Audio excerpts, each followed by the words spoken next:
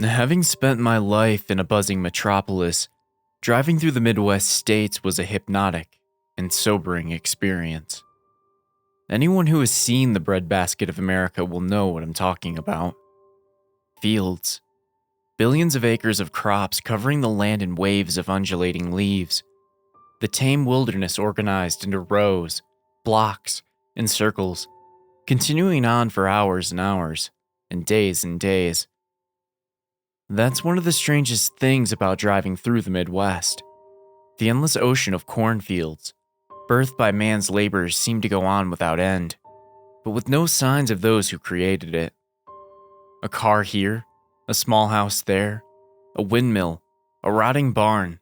It's as if some great civilization built it eons ago and then died out, leaving the living remains of their creations for you to drive past and wonder at.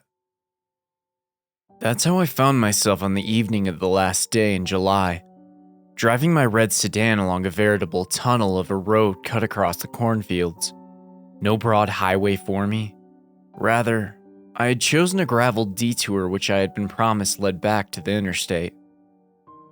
The last few exhausting days had seen me driving non-stop across the country. But today, as the sun peaked in the sky and began its freefall back into the earth, the end of my trip drew near. Rest, relaxation, and who the fuck knows, maybe even fun lay at my feet. The only thing separating me from my goal was a mile more of gravel road and a few insignificant minutes on the freeway. Unfortunately, my car was having a little trouble navigating the tiny country road. The assholes at the gas station had promised a worn but perfectly passable route. But a few miles in, it became increasingly evident that neither description fit this sorry excuse for a road. Still, the anxiety didn't really sink in until the gravel path degenerated into a dusty path and then into mere ruts on the ground. As the weeds growing between the tire tracks began to hit the underside of my car, I briefly grappled with the idea of turning around and taking the more traditional, albeit longer, paved route. But soon, that bitch, stubbornness, got her way, and I plowed on forward against the rising weeds and deepening dark. And as the sun kissed its lower lip to the crust of the earth, I stopped the car. My journey had come to an abrupt halt. The road, barely discernible among the vegetation, and barely wide enough for the car, had ended. Stopped. Right in the middle of a cornfield. Apparently this was the literal road to nowhere. I cursed the hicks back at the pump and save who had given me these shit directions, and considered my options. Option, actually. The only action now was to return down the path I had so painfully traveled, and then take the long paved road all the way around.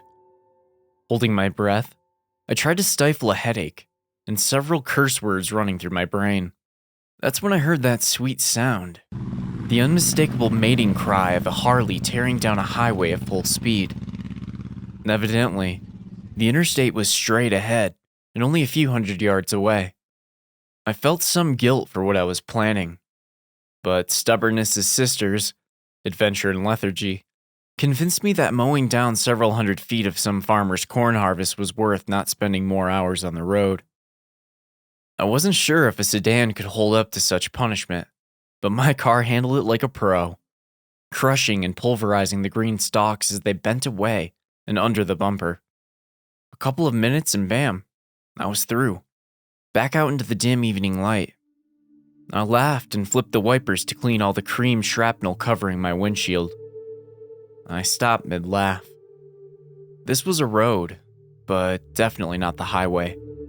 A two-lane, paved, black road ran in a perfectly straight line off into the darkness, disappearing into the evening light. I cursed the assholes at the gas station again, and prepared to bash my way back to the dirt path. But turning around, the beautiful hole I punched through the field was gone. A wall of corn, not row to row, but stalk to stalk, stood in front of me, and I realized with a sinking heart that there was no way I could find the dirt path again in that solid block of green. Once again, I weighed my options. Just two now.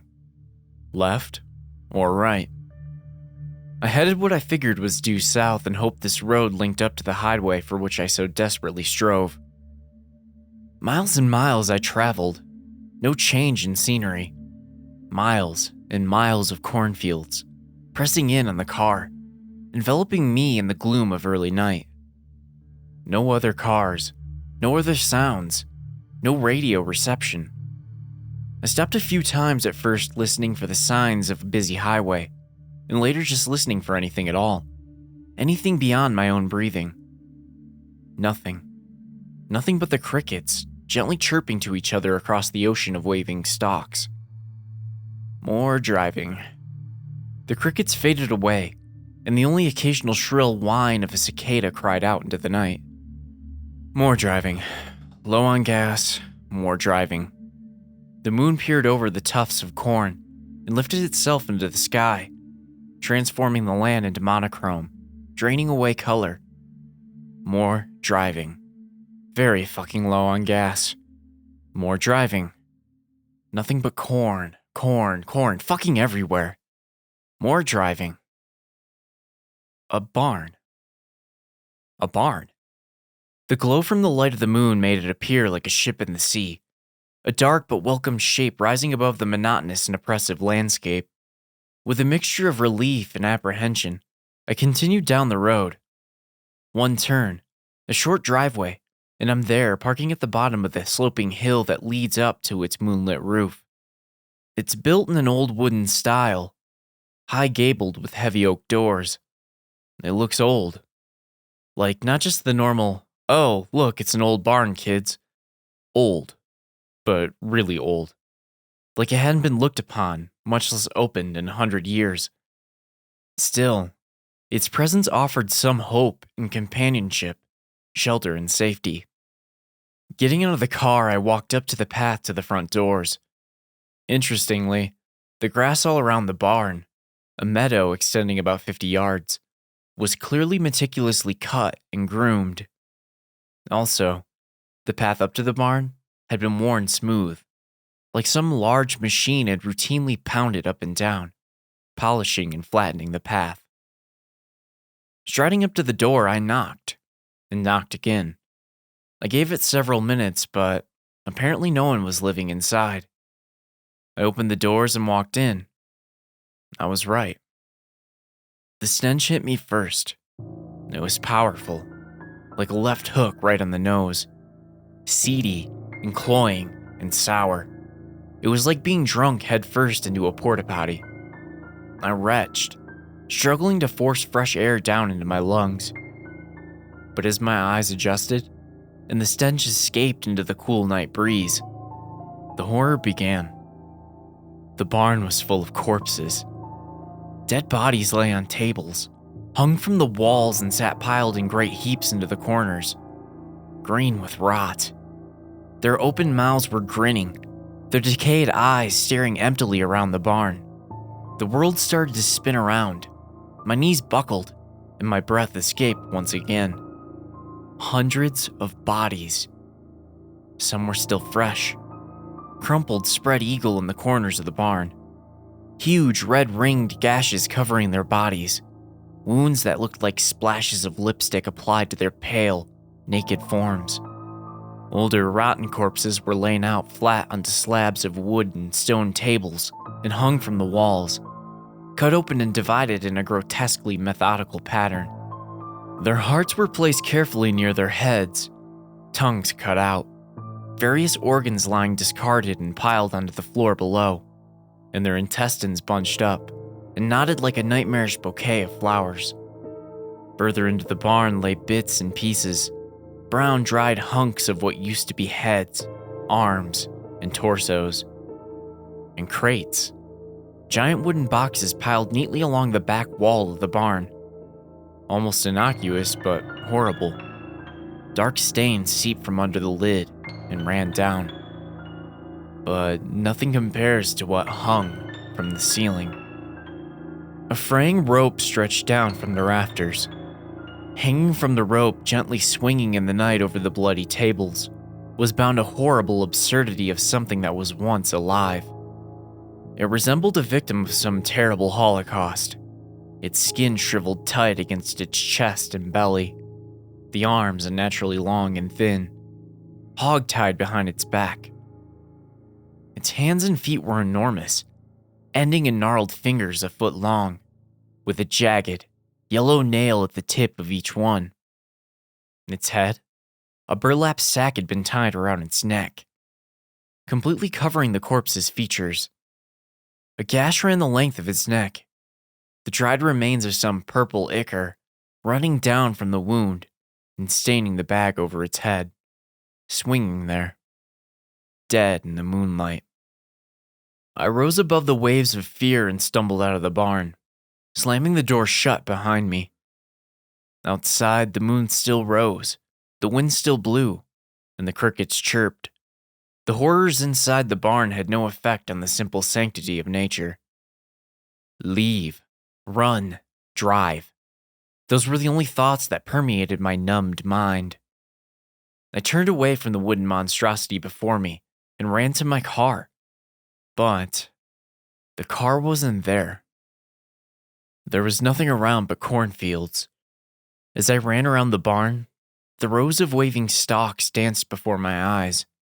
Trapped in an ocean on a ship of the dead. No, I cannot stay here. I made a break for the fields of corn, the terrors behind chasing me heedlessly into the unknown ahead. As I hit the edge of the corn stalks, my courage failed me. I couldn't go ahead, and I couldn't go back. I stood there, shrouded by the complete silence. A light breeze tousled my hair as I stood motionless and frozen. Gently, the field of corn swayed in place as the wind picked up. Then the wind really began to pick up. The corn stalks began to march back and forth in what was quickly becoming a maelstrom. The wind whipped my face and tore across my arms. It reached down my throat, pulling my scream out and mixing it with the surrounding chaos. Rain. It was suddenly raining. A torrent, a solid sheet of water falling from the heavens, knocking me off my feet, churning the solid ground into liquid. Lightning, thunder, arcs of electricity flew before my face, striking and touching the ground at my feet. I ran back to the only shelter there is, all my fear forgotten in the struggle to survive this onslaught from above. I barricaded myself in the barn. I was shrouded in perfect darkness, except for the pulses of lightning that glint off the outlines of the dead. That was past fear. I was petrified, crouching against the bolted oak doors, the rain hammering a machine gun fire behind me, trying to bash its way in. Behind me lay certain death, and in front of me lay the dead. The pulsing lightning seemed to animate them. They danced and shivered and grinned and laughed. They had nothing to fear. They laughed at me and my fear. They laughed at my blood. They laughed at my heartbeat. To this cacophony of laughter I sat frozen, watching over those that could not move. Lightning bolted across the sky. Flash. Dark. Flash. The wind blew the corpse tied to the ceiling. It rocked back and forth in long arcs above my head. Dark. Flash. Its hands swung back and forth beneath it. Dark. I thought the hands were tied behind the back. Flash. The rope swung back and forth. The monstrosity was gone. Dark. Flash. Suddenly I saw it, crouching on the floor. Its bagged head hung low beneath its shoulders. The cadaver's limbs flailed about, sliding it across the bloody wooden planks. Towards me, in the flashes of light, I saw its sickening, twitching movement as it swayed back and forth, its head bobbing around with no control. I heard it. Bubbling, murmuring, babbling. It sounded like a drowning man trying to talk. It howled and gurgled, and sputtered and screamed. Unintelligible. No pattern. No sense. It twitched, screaming across the floor as I lay frozen against the wall. watching its movement in the throbbing light. Flash. Dark. I heard its blithering in my ear. Dark. I felt its ragged breathing. Dark. Burlap brushed my face. Flash. I ran. Out the door and across the churning mud. The rain threw me down into the muck again and again. With a guttural snarl, it was after me. On all fours, it leapt and twitched and gurgled and screamed as it chased me into the corn. Knocking aside the stalks, I staggered into the pitch blackness. I ran and ran. Unseen things tore at me. Was it the leaves, or had the beast caught up? I ran and ran. I ran and tripped. I tripped on a root. Or did it grab me by the ankles? I ran and ran and ran, oblivious to the darkness, to my fear, to my aching lungs. And then it caught me. Long nails. No, talons. Gangrenous and yellow.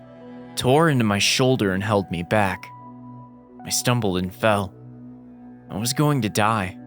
I could feel its breath on my face again. I could taste the death on its hidden lips.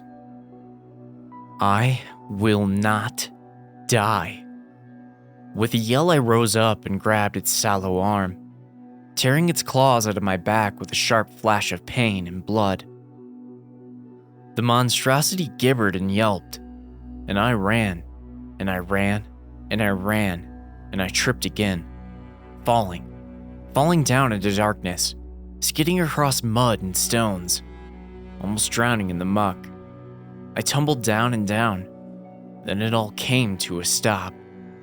I looked up from the bottom of the ditch and realized I'm out of the cornfield. I was at the road. The rain had gone away. The wind had died. Best of all, my car was parked by the edge of the road. I wasted no time jumping in, locking the door, and starting the engine. Miraculously, I had half a tank of gas. With a yell, I stepped on the gas pedal, hoping to charge forward forever and ever out of the blackness and into the light of day. The mud churned beneath me. My tires spun helplessly, then sunk into the muck. Ahead of me, the corn stalks parted, and the dead thing crawled out into the beam of my headlights. With growls and burbles, it slowly slipped through the mire in front of me, taking its time, savoring the web of dread it had me trapped in. Last chance. I stepped on the gas again and flew forward. The creature leaped. My windshield cracked. With a thunk and splash of purple blood, it collided against the car, then flew across the road. Fuck you, I cried as I steered toward its crumpled form. 10 feet, 5 feet, 3 feet. I got up. I missed. But as I went swerving by, it didn't give chase. I could see it in the rearview mirror, struggling to stand up. I shifted into reverse and revved the engine. Then a shape appeared above the corn stalks, blotting out the moon. A shadow climbed out of the field and walked down to the road. The light of night shone off shoulders that stretched meters across. 40 feet above the ground, the outline of a head eclipsed the stars. It bent down to the monstrosity sitting in a pool of vile blood. The shadow picked it up, caressed it. Then it turned toward me. A low moan filled the air, rattling the car and sending the cornstalks into another mad dance. With its free hand, the monstrous shadow reached down to its waist, then lifted something high into the air. Something big and sharp that reflected the light of the moon across the darkened fields. I slammed back into gear and flew forward. The moan continued, the steering wheel coming loose in my hands. The cornfield are in a mad frenzy, stalks bending and swaying with so much force they uproot and toss into the air, covering the road in shadows and leaves. Thud, thud, thud, thud, thud. Ground shaking footsteps coming from me, coming closer. A shriek of metal and something cleaved the roof of my car in two. Light spilled into the car like air into a wound. The sound of twisting metal deafened me as the wheels began to lift off the ground. And then, it was over. I dropped back to the road and accelerated, the shadow's footsteps fading away and into its hellish moan. I tore down the road without abandon, the dark shape and its unearthly call fading behind me. I get it now. The horrible blubbering shape was merely a pet, a dog, a guardian of whatever nightmarish creature lives and works in the barn. It was the true master of that slaughterhouse. Although it was far behind, that dark shadow, it looked enormous. It turned a flash of silver bursting from its hand as it disappeared back into the swaying cornfields. Pedal to the metal, 130 miles per hour. The engine roaring, the tires squealing. I flew down the road impervious to my surroundings, to the blood flowing down my back. Minutes passed like lifetimes. Trees and shadows loomed like 1,000 unnamed horrors down upon my head. Then, a light. More lights. A town. Not just a town, the town. The fucking place I was trying to reach so long ago. Earlier today. In an earlier life.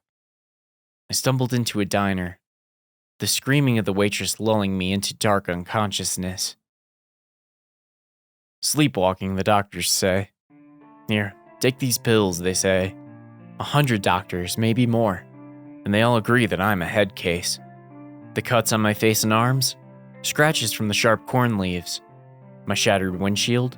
I drove into a ditch. They throw a rainbow of pills in my face to cut down on my dreams, to avoid panic attacks, to bury my sorrows in a field of manufactured happiness. I guess doctors know best. Still, there are some things they've never been able to explain. I had some tests done on the purple liquid spattering my car. Inconclusive. All of them. Apparently it's blood, but contains things that are not blood. There isn't much to say about the straight, clean cut that runs the length of my roof either. Nobody has been able to tell me what can cleave steel like butter.